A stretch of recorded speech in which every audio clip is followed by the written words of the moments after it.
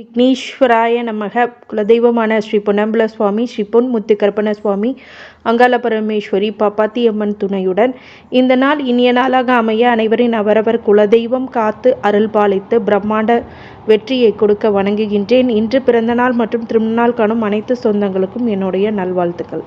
Srivari astro, நான் உங்களுடைய astro Sapna பேசுகிறேன். இந்த பதிவானது உங்களுடைய வாழ்க்கையில் ஒரு திருப்பு முனையாக இருக்கும் அப்படின்றது நான் நம்புகிறேன். ஏன்னு கேட்டிங்க அப்படின்னா, இந்த அடுத்த 3 வருடங்கள், நெக்ஸ்ட்டு 3 இயர் ப்ரெடிக்ஷன்ஸ் அப்படிங்கிறது உங்களுக்கு கொடுக்குறேன். அந்த 3 வருடங்களும் உங்களுடைய வாழ்க்கையில் என்னென்ன மாற்றங்களும் அதிர்வலைகளும் யோகமான விஷயங்களும் அதிர்ஷ்டமான விஷயங்களும், உங்கள் குடும்பம், உங்களுடைய திருமண வாழ்க்கை அப்படின்ற விஷயங்கள் எல்லாமே ஒட்டுமொத்தமாக இந்த பதிவுகளை நான் முழுக்க துல்லியமாக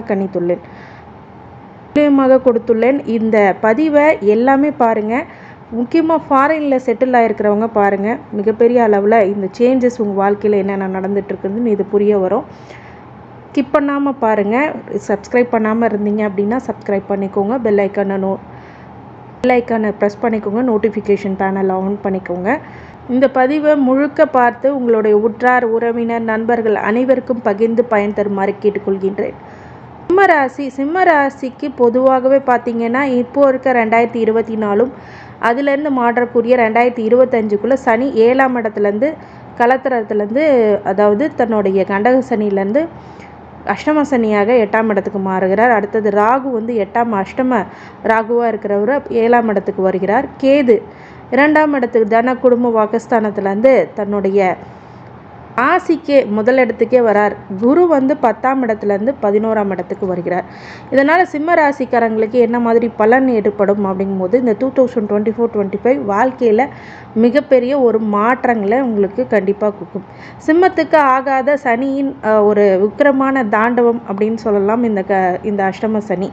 கண்டக சனியோட இந்த அஷ்டம சனியும் நீங்கள் ஃபேஸ் பண்ணுறது அப்படிங்கிறது ஒரு கடினமான காலமாக இருக்குது. அதுவும் ராகும் இப்போ ஒரு 8ஆம் இடத்துல அஷ்டமத்துலேருந்து 7ஆம் இடத்துக்கு வரும்போது, அஷ்டமன் சனி அப்படிங்கும் போது என்னென்னா, அகப்பட்டவனுக்கு அஷ்டமத்தில் சனின்னு சொல்லுவாங்க. அப்படின்னா என்ன அப்படின்னா, செய்யாத தவறுக்கு, செய்யாத ஒரு விஷயத்துக்கு, பண்ணாத தப்புக்கு நீங்கள் தண்டனை அனுபவிக்கக்கூடியதாக இந்த 8ஆம் இட சனி உங்களுக்கு வேலை செய்யும். அது மட்டும் இல்லாமல் அது பார்க்குற பார்வைக்கும் பலன் இருக்குது அப்படிங்கிறத அந்த அடிப்படையில் பார்க்கும். அப்படின்னா 8ஆம் இடத்துலேருந்து 10ஆம் பறவை உங்கள் தொழிலை கெடுக்கும். அதனால் தொழிலில் கவனமாக இருக்கணும்.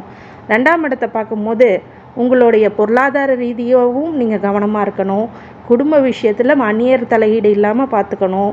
உங்களுடைய சொல்னால் மற்றவர்களுக்கு காயப்படுத்தாமலோ இல்லை உங்கள் சொல்ல பேசாமல் இருக்கிறது பெட்டர். என்னை கேட்டிங்கன்னா, அதிகமான வார்த்தையை பயன்படுத்துறது, அடுத்தவங்களுக்கு அட்வைஸ் பண்ணுற டைம் இது கிடையாது. இதனால் கான்ட்ரவர்சி, விமர்சனத்துக்கு உள்ளாக்கப்படுவீர்கள் அப்படிங்கிறது தான் உண்மையான விஷயம். இந்த நேரத்தில் நீங்கள் கவனமாக இருந்துக்கணும் 2024-25. அடுத்தது 8ஆம் இடத்துலேருந்து தன்னுடைய 10ஆம் பார்வையை 5ஆம் இடத்தை பார்க்கும்போது புத்திர வகையிலே தடை, புத்திரத்தினால் ஒரு சில சங்கடங்கள் அப்படிங்கிறது ஏற்படக்கூடிய காலப்பிராப்தம் இருக்குது. அப்படிங்கும்போது அதுலேயும் கவனமாக இருக்கணும். சரி, ராகும் அஷ்டமத்துலேருந்து 7ஆம் இடத்துக்கு போகும்போது கலத்திர வகையில் பிரச்சனை இருக்குமா? கண்டிப்பாக கணவன் மனைவிக்குள்ளே ஒரு சில பிரச்சனைகள் இருக்கும். அதே மாதிரி காதல் திருமணமோ இந்த திருமணத்தினால ஒரு பிரச்சனைகளோ கண்டிப்பாக கொடுக்கும். ஏற்கனவே கண்டக சனியாக இருக்கும் போதே பிரச்சனையை கொடுத்தப்ப ராகும் அடுத்த வருஷமும் பண்ணுமா அப்படின்னு கேட்டால் கண்டிப்பாக பண்ணும். சரிங்களா? இது ஏப்ரலுக்கு மேலே தான் நடக்கும், அடுத்த வருஷம் 2025. ஏன்னா 8ஆம் இடத்துலேருந்து அது வரைக்கும் அஷ்டமராக என்ன பண்ண அசிங்க அவமானத்தை கொடுத்தாலும், அடுத்தது இந்த 7ஆம் இடத்துக்கு போகும்போது அந்த பிரச்சனையை கொடுக்கும். அடுத்தது 2ஆம் இடத்துலேருந்து 1ஆம் இடத்துக்கு கேது வராரு. அப்படிங்கும்போது உங்கள் ஜென்ம கேது என்ன பண்ணும்? இன்னும் சங்கடப்படுத்தும். அப்போ எந்த இடத்துலையுமே எனக்கு நிம்மதி இல்லையா அப்படின்னு கேட்குறது எனக்கு புரியுது. குரு 10ஆம் இடத்துலேருந்து 11ஆம் இடத்துக்கு, குரு பட்டம் பதவி 10ஆம் இடத்துல இருக்கும்போது பதவி பரவி போகும் அப்படின்னு சொல்லுவாங்க. அப்படி கிடையாது. அந்த பதவி பறி போனவங்களோ இல்லை உத்தியோகத்துலேருந்து மாற்றங்கள் அமைச்சாலோ இல்லை இருக்கிற நிலையோட கொஞ்சம் கஷ்டத்துக்கு போயிருந்தாங்களோ தொழிலில், இந்த நேரத்தில் லாபத்தை அதிகமாக கொடுக்கக்கூடிய காலகட்டம் குரு. இந்த குரு இருக்கிற இடத்த விட பார்க்குற பார்வைக்கு பலன் அதிகம் அப்படிங்கிற அடிப்படையில் முதல்ல 11ஆம் இடத்துக்கு வரும்போதே லாபத்தை அள்ளி கொடுப்பார். ஆனால் தன்னுடைய 3ஆம் பார்வையும் போது புது முயற்சிகளில் வெற்றி, சகோதர வழியில் நிம்மதி அப்படிங்கிறத கொடுப்பார். புத்திர தடை நீங்கி புத்திர பாக்கியம் கிடைக்கும். புத்திரத்தினால் மகிழ்ச்சி அப்படிங்கிறது கிடைக்கும். கலத்திரஸ்தானி திருமண தடை ஏற்படுத்தக்கூடிய ராகு இப்போது குரு பார்வை இருக்கிறதுனால திருமணம் ஆகாதவங்களுக்கு திருமணம் ஆகும். இந்த பலனை 2020க்கும் அதே அஷ்டம சனியும் ராகுவும் 7ஆம் இடத்திலும் கேது 3ஆம் இடத்திலும் குரு 11ஆம் இடத்துல 12ஆம் இடத்துல வர்றது அப்படிங்கிறது ஒரு சில பிரச்சனைகளை இந்த காலம் கடினமான காலமாக சிம்மராசிக்காரங்களுக்கு பார்க்கப்படுகிறது. ஏன்னா 2025ஓட 2026 ரொம்ப பக்குவமாக இருக்கணும். எந்த ஒரு கிரகசாரமும் உங்களுக்கு சனி அஷ்டமத்தில் இருக்கிறதும் ராகு கேது இது சர்ப தோஷம் மாதிரி தான். ராகு 7ஆம் இடத்துல இருக்கிறது, கேது முதல்ல இடத்துல இருக்கும்போது சர்ப தோஷம் தான். குரு 11ஆம் இடத்துல பணம் விரயத்தை கொடுப்பார். அதாவது சுபவிரயமாக மாற்றிக்கக்கூடிய லேண்டு, வீடு கட்டுறது, இந்த மாதிரி விஷயங்கள்லாம் மாற்றிக்கிங்க. கோல்டில் இன்வெஸ்ட் பண்ணுறது, சரியான இடத்துல தேர்வு பண்ணிடணும். ஏன்னா வில்லங்க வர்றதுக்கு வாய்ப்பு இருக்குது. அதனால் அதுலேயும் இருக்கு. அது மாதிரி தேவையில்லாத செலவுகள் ஆகக்கூடியதாகவும் இந்த 12ஆம் இடத்துலேருந்து நல்ல குரு பார்வைக்கு பலன் அதிகங்கிற பட்சத்தில்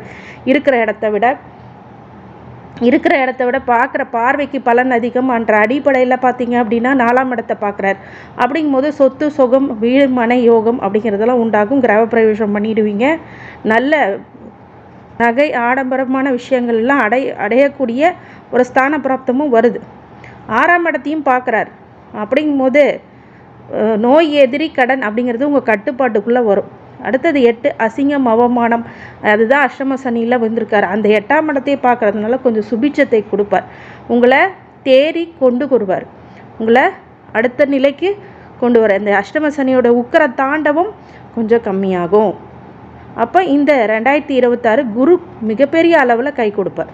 இது 2027 சனி அதே அஷ்டம சனியாகும். அடுத்தது கொஞ்சம் பாதி மாதத்துலேயே 9ஆம் இடத்துக்கு மாறுவார். அது பிற்போக்க பலன்களை நான் 2027 உங்களுக்கு ஈஸியாக போடுறேன், புரிகிற மாதிரி அது முழுக்க போடுறேன். கோச்சார பலன்கள், அந்த கோச்சாரத்தை நீங்கள் எனக்கு நகர்வுகளை புரிஞ்சுக்கணும். அடுத்தது ராகு 6ஆம் இடத்துலையும் கேது 12ஆம் இடத்துலையும் வர்றது அவ்வளோ உசிதமான பலன்கள் இல்லை. ராகு 6ஆம் இடத்துல இருக்கும்போது எதிரி தொல்லைகள், கடன் தொல்லைகள், விபத்து கண்டங்கள், நோயினால் பாதிப்பு அப்படிங்கிறதெல்லாம் கொஞ்சம் கொடுக்கும். 8ஆம் இடத்துலையும் அஷ்டமத்தில் இருக்கிறதுனால அவமானம் அசிங்கம் ஏற்படும், தீராத பழிக்கு ஆளாக்கப்படுவீர்கள் அப்படிங்கிறதுலாம் ஒன்றும். ஆனால் திடீர் அதிர்ஷ்டம் அப்படிங்கிறது வருமா அப்படின்னா அது விரயமும் ஆகும். 12ஆம் இடத்துலேருந்து 1ஆம் இடத்துக்கு குரு வர்றது அப்படி விசேஷமா அப்படின்னா ஜென்மத்தில் குரு வரும்போது மன உளைச்சலை கொடுக்கும். அப்போ இந்த 2027 எனக்கு நல்லா இருக்குமா அப்படின்னா பார்க்குற பார்வைக்கு பலன் அதிகம்ன்ற அடிப்படையில் முதல் பார்வையிலேருந்து 5, 7, 9 அப்படிங்கிற முக்கியமான இடத்த பார்க்கறதுனால நல்ல திருமணம் நடக்கும், புத்திர பாக்கியம் கிடைக்கும், குலதெய்வ அனுகிரகம் கிடைக்கும், மிகப்பெரிய அளவில் வளர்ச்சி அடைவீர்கள். என்னங்க சொன்னது ரிப்பீட் பண்ணியிருக்கீங்க அப்படின்னா ஒவ்வொரு வருடமும் அதுக்காண்டான விஷயங்களை நம்ம சொல்லி தான் ஆகணும். அந்த காரக பலனை தனித்தனியாக தான் இப்போ சொல்லிக்கிட்டு இருக்கோம். புத்திர வழியில் மட்டும் இல்லை, அறிவு சார்ந்த விஷயங்களில் முக்கிய முடிவுகளை எடுப்பீங்க. அந்த குரு நல்லது பண்ணுவார். 7ஆம் இடத்துல பிஸ்னஸ் பார்ட்னர் வழியில் நல்ல ஒரு ப்ராஃபிட், இல்லை லைஃப் பார்ட்னர் வழியில் நல்ல சொத்து சுகங்கள் சேரக்கூடிய ஸ்தான பிராப்தம். அடுத்தது 9ஆம் இடத்துல பாக்கிய குருவாக இருக்கும்போது உங்கள் தந்தை வழி சார்ந்த உறவுகள்னால ஒரு சில மாற்றங்கள் ஏற்படும். அதே மாதிரி உங்களுடைய பாக்கியத்தை குறிக்கக்கூடிய இடத்துல பார்க்கறதுனால பூர்வ புண்ணியத்தில் இருக்கக்கூடிய அந்த புண்ணியங்களுக்கு உண்டான நல்ல விஷயங்களை இந்த காலகட்டத்தில் நல்லா அனுபவிக்கக்கூடிய ஒரு விஷயமாக கண்டிப்பாக அமையும்.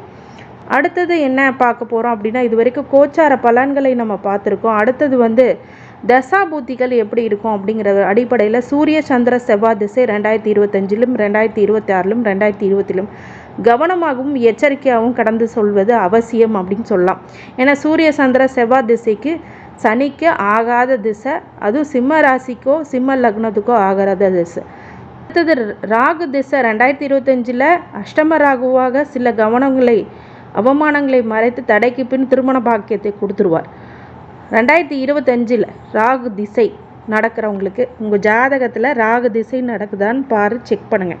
அதில் ஏதாவது டவுட் இருக்குது அப்படின்னா எனக்கு கால் பண்ணலாம். 2026 திருமணம் கணவன் மனைவிக்குள்ளே விட்டு கொடுத்து செல்வது அப்படிங்கிறது நல்லது கொடுக்கும். 2027 கடனோ எதிரியோ நோயை கொடுத்து கஷ்டப்படுத்தக்கூடிய நிலை வரக்கூடியதாக இந்த ராகு திசை கண்டிப்பாக இருக்கும். முக்கியமாக மாற்றுப்பாலினத்தோட ரொம்ப கவனமாக இருக்கணும் இந்த ராகு திசையில்.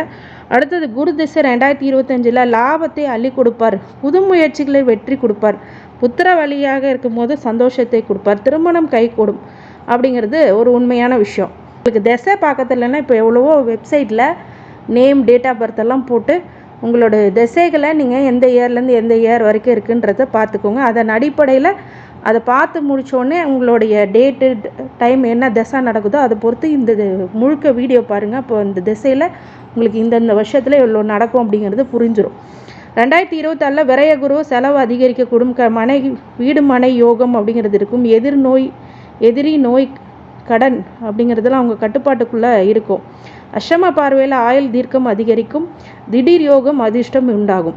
2027 ராசிய குரு ஜென்ம குரு வனவாசம் சொல்லுவாங்க. புத்திர பாக்கியம் உண்டு, திருமணம் நடைபெற பாக்கியம் இருக்குது, பாக்கியங்கள் அதிகமாகும். ஆனால் கொஞ்சம் மன உளைச்சலும் மன சோர்வுகளையும் ஒரு சில பிரச்சனைகளையும் கொடுப்பார் அப்படிங்கிறது தான் 2027 நடக்கும்.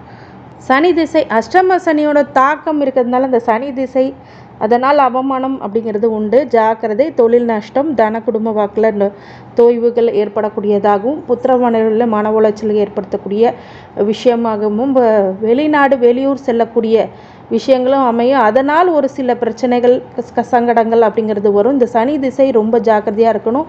யோக சனியாக அங்கே ஜாதகத்தில் இருந்துச்சுன்னா மட்டும்தான் அரசியல்வாதியாகவோ மக்களுக்கு பிரபலமாகக்கூடிய திசையாகவோ அது அமையும்.